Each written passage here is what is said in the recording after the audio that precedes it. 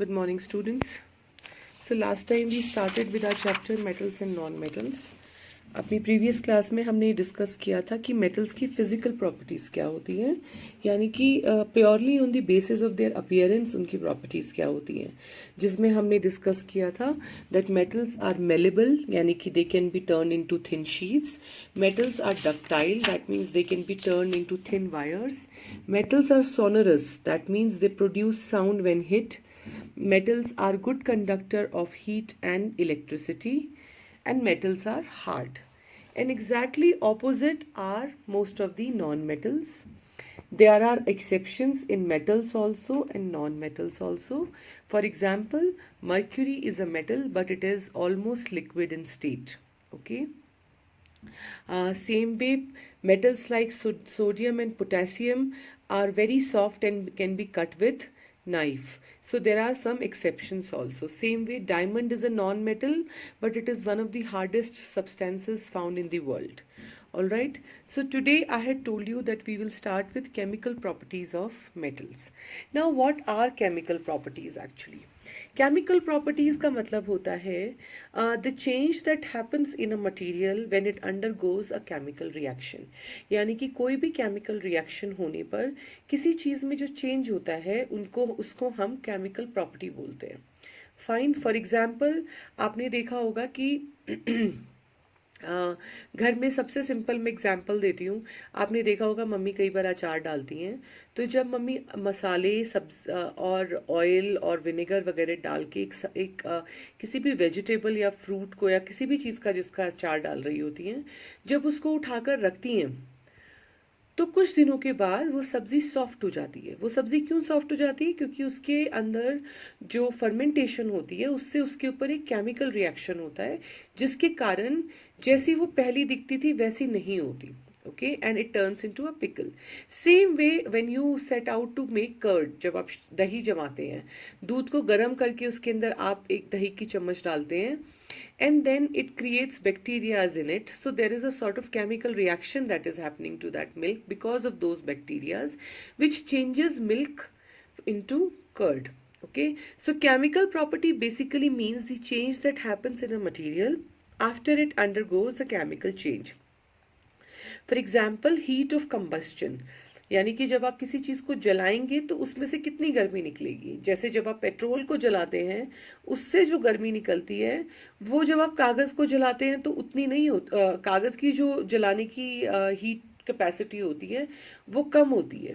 So that is again a chemical reaction because the chemical properties of combustion of petrol is different and chemical property of combustion of से wood और paper is different. Okay, so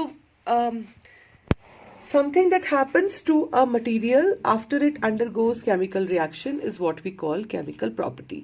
Now metals and non-metals both have different chemical properties when they react with different things. So in this chapter we will read about reactions of metals and non-metals with oxygen, water, acids, bases, and next is displacement reactions. Okay, so this I will teach you once we reach that point कि displacement reactions क्या होती हैं. यानी कि हम अब जो chemical properties पढ़ेंगे उसमें हम पढ़ेंगे कि मेटल और नॉन मेटल का रिएक्शन ऑक्सीजन के साथ क्या करता है, मेटल और नॉन मेटल का रिएक्शन वाटर के साथ क्या करता है, मेटल और नॉन मेटल का रिएक्शन एसिड्स के साथ क्या करता है, बेसिस के साथ क्या करता है, और डिस्प्लेसमेंट रिएक्शंस उसके कारण कैसी होती हैं.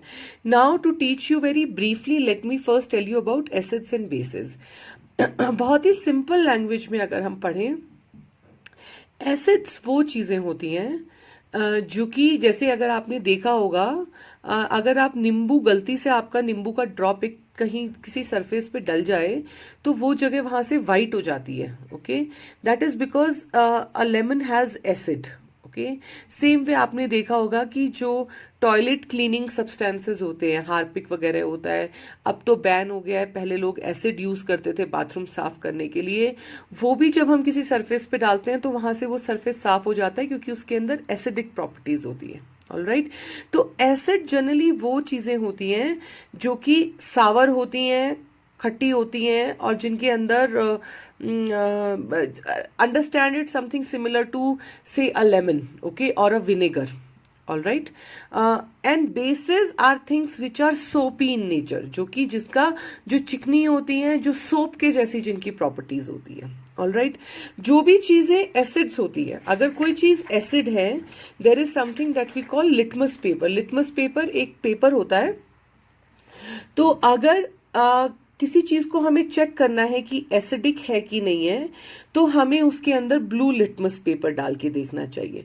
अगर ब्लू लिटमस पेपर रेड हो जाता है तो इसका मतलब वो चीज एसिडिक है, ऑल राइट. और अगर किसी चीज को हमें देखना है बेसिक है, तो उसमें हमें रेड लिटमस पेपर डाल के देखना चाहिए. अगर रेड लिटमस ब्लू हो जाता है तो इसका मतलब कि वो बेसिक है. सो फॉर योर अंडरस्टैंडिंग, अभी जो आपकी क्लास के हिसाब से उतना ही आप समझिए कि blue litmus turning red means acidic and red litmus paper turning blue is basic. Okay, so both have different properties. Fine. So let's start. Now we will start our chapter of our chemical properties with reaction of metals and non-metals with oxygen. यानी कि जब metal और non metal oxygen से react करते हैं तो क्या होता है. तो पहले हम पढ़ेंगे मेटल्स के बारे में.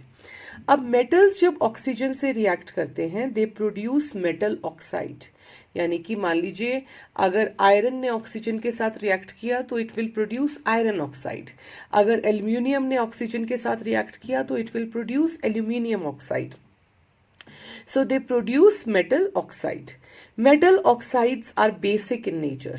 Basic in nature means they turn red litmus paper blue.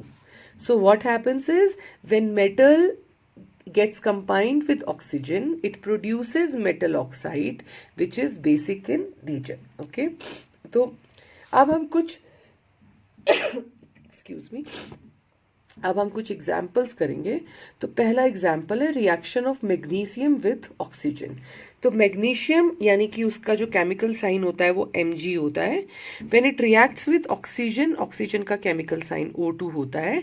It produces MgO, magnesium oxide. Magnesium oxide is basic in nature. Okay. Similar way reaction of iron with moist air, यानी कि air में तो oxygen हुआ ही हुआ, but here we are talking about air which has slight moisture also in it.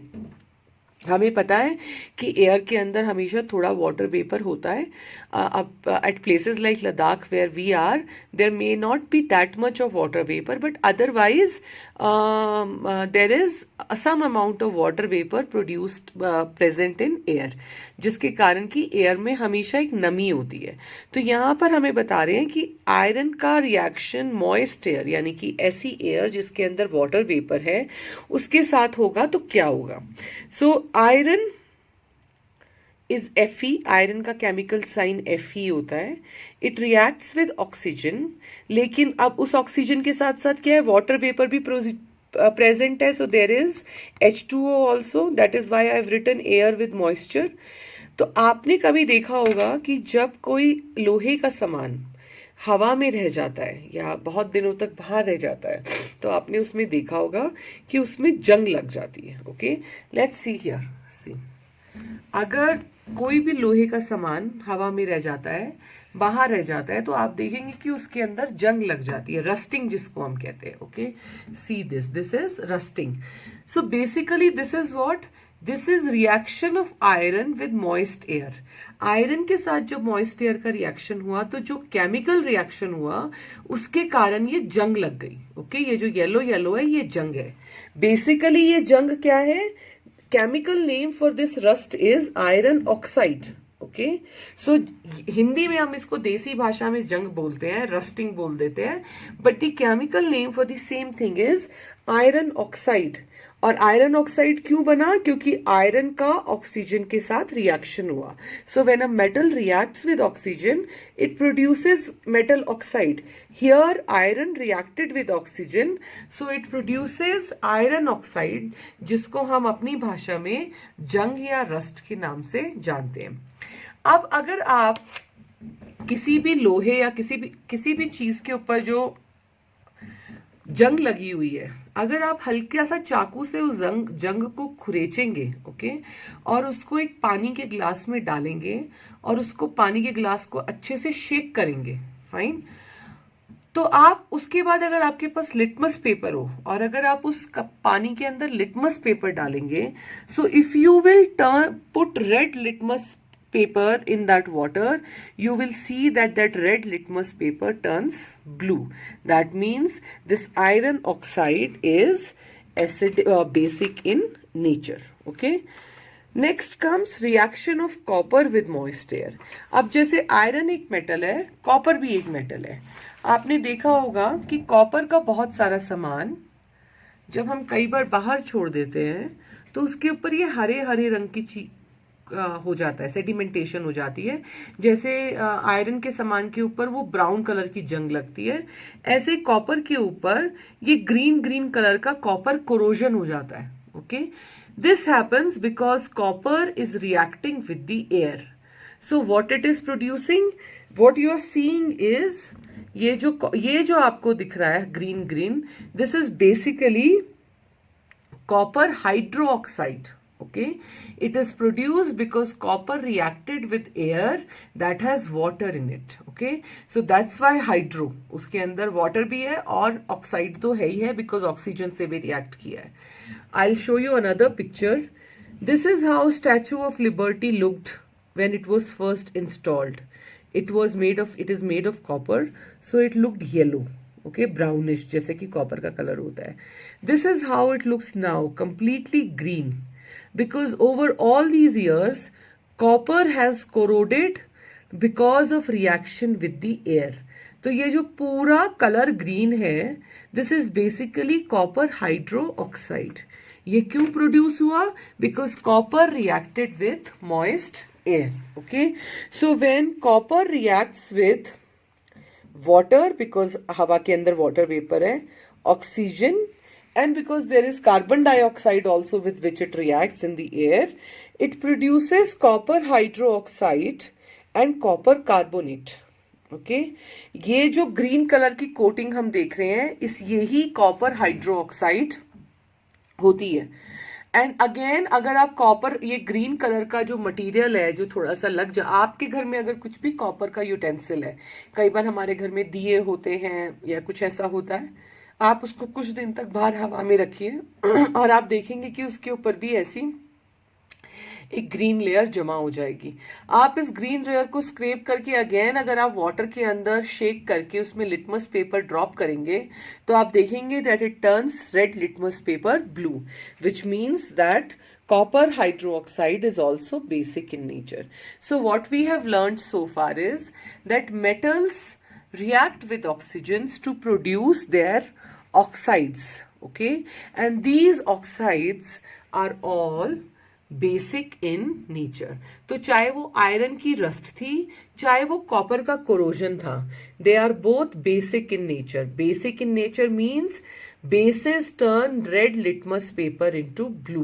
तो अगर आप रेड लिटमस पेपर की स्ट्रिप बेस में डिप करेंगे तो वो नीचे जहां जितना पोर्शन उसका डिप होगा that will turn blue. So bases turn red litmus paper blue. So this is reaction of metals. अभी हमने सिर्फ मेटल्स पढ़ा. We read about magnesium, we read about iron, we read about copper. Now we will read about reaction of Now we'll read about reaction of non-metals with oxygen. कि how do non-metals react with oxygen? Okay, so I'll show you this. So non-metals react with oxygen to form non-metal oxides. वहाँ पे metal oxides बने थे, यहाँ पर non-metal oxides बने हैं. लेकिन जो non-metal oxides होते हैं, they are acidic in nature. Metal oxides are basic in nature, non-metal oxides are acidic in nature. When I say acidic means they turn blue litmus paper red. Okay, a basic turn red litmus paper blue, acidic turn blue litmus paper red. Okay, so we will read about one reaction which is reaction of sulfur with oxygen. कि जब sulfur oxygen के साथ react करती है तो क्या होता है? So chemical name of sulfur is, chemical sign of sulfur is SO2 it produces sulfur dioxide, which is SO2. Okay. So sulfur dioxide is acidic in nature. That's why it is a dangerous gas. All right. तो अब मैं आपको दिखाती हूँ एक ये छोटा सा video. This is the same experiment which is given in your textbook also. Right.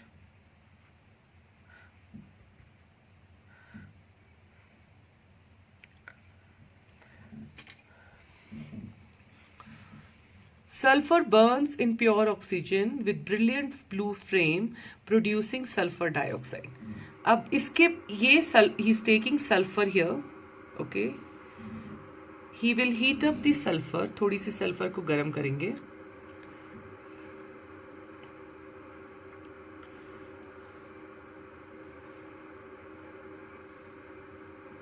And then he will put it inside this beaker. अब इस beaker के अंदर तो ऑक्सीजन है. So see what will happen. He has put it inside the beaker. Now sulfur is reacting with oxygen to produce a blue flame. एक blue flame it produces when it reacts with oxygen. और जब ये flame produce करती है तो अभी आप देखेंगे कि पूरा वो जो beaker है, it has also, see, can you see the flame? Here is the flame. And as you can see, the whole beaker is filled up with a gas. If you can see that white gas. Okay.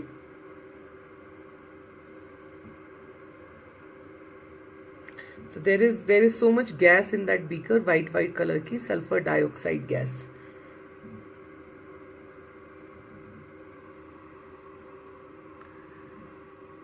And you can see, so S reacts with sulfur reacts with oxygen to produce SO2, bright blue flame. See, and there is, so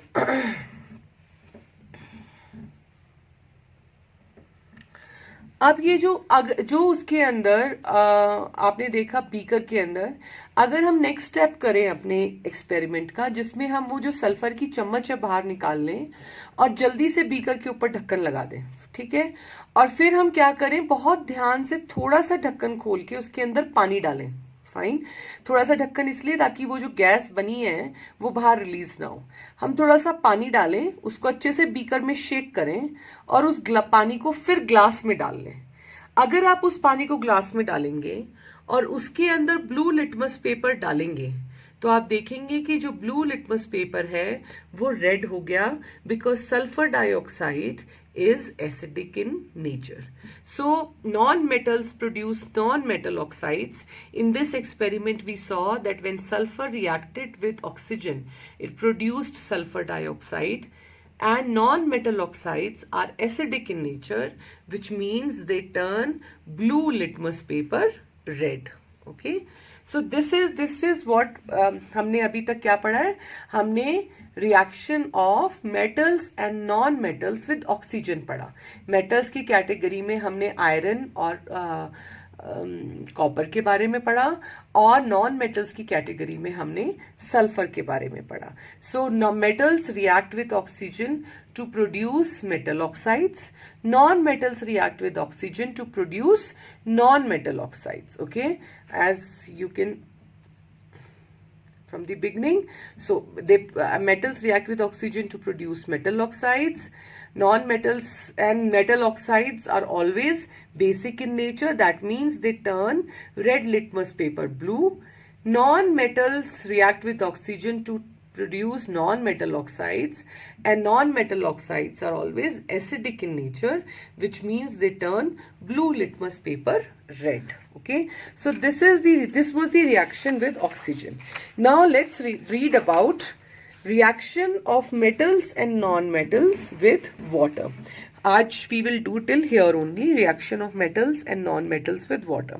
So let us first read. अभी हमने oxygen का किया है, अब हम देखेंगे कि ये वाटर के साथ कैसे रिएक्ट करते हैं.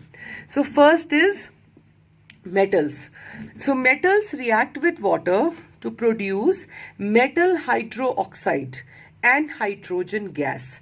जब मेटल्स वाटर के साथ रिएक्ट करते हैं तो दो चीज प्रोड्यूस करते हैं, मेटल हाइड्रो ऑक्साइड प्रोड्यूस करते हैं और हाइड्रोजन गैस भी प्रोड्यूस करते हैं. So metal plus water produces metal hydroxide plus hydrogen gas. For example, reaction of sodium with water. Sodium, the chemical name is, the sign for the sodium is Na. Sodium reacts with water, yani ki Na combines with H2O. We know what water is, H2O. It gives out sodium hydroxide, NaOH, plus hydrogen gas, दो चीजें देता है. Now sodium hydroxide is basic in nature. Again it turns red litmus paper blue. They are also basic in nature. So let's just see. So I'll show you how sodium reacts with water. Sodium is highly reactive with water, very, very strongly reactive with water. It produces a flame and it produces sound. It produces an exothermic reaction. That means it creates heat. And this should not be done at home. This is a very dangerous chemical reaction and it should not be tried at home. So just see the video.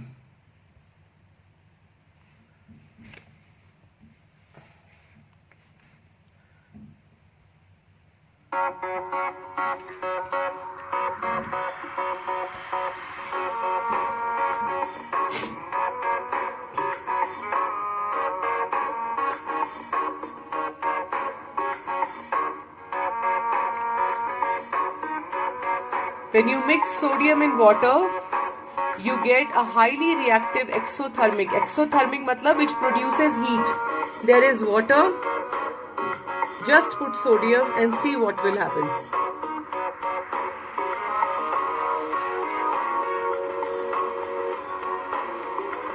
See, it burns and it produces a kind of very loud reaction, almost like a bomb. आप देखिए, it has put a lid and the lid will blow off.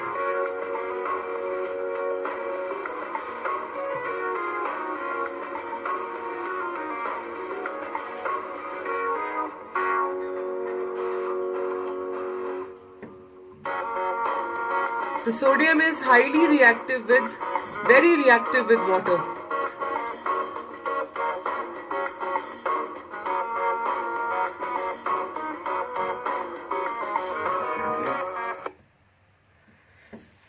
So, because sodium is now some metals like iron react very slowly with water.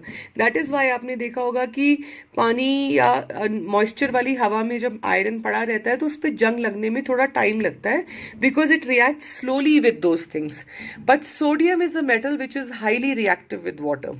It produces flame and heat when it comes in contact with water, and it even reacts with oxygen. Okay, so that is because the sodium is so reactive. यानी कि oxygen water के साथ तो बहुत ही ज़्यादा reactive है, and even with oxygen it is reactive.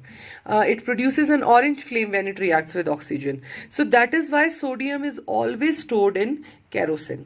So if there's a question why sodium is stored in kerosene, the answer is because sodium is a highly reactive metal which reacts very strongly if it comes in contact with water, and it also reacts when it comes in contact with oxygen. So that is why it is stored in kerosene. And in case of non-metals do not react with water. They have no reaction with water. Okay, so in today's lesson we learned about reaction of metals and non-metals, first with oxygen, okay, and next with water. We also read what do you understand by acidic in nature and what do you understand by basic in nature. तो हमने यहाँ पे why sodium metal stored in kerosene, because sodium is a very reactive metal and it reacts very aggressively with water and it reacts with oxygen also. That is why it is stored in kerosene.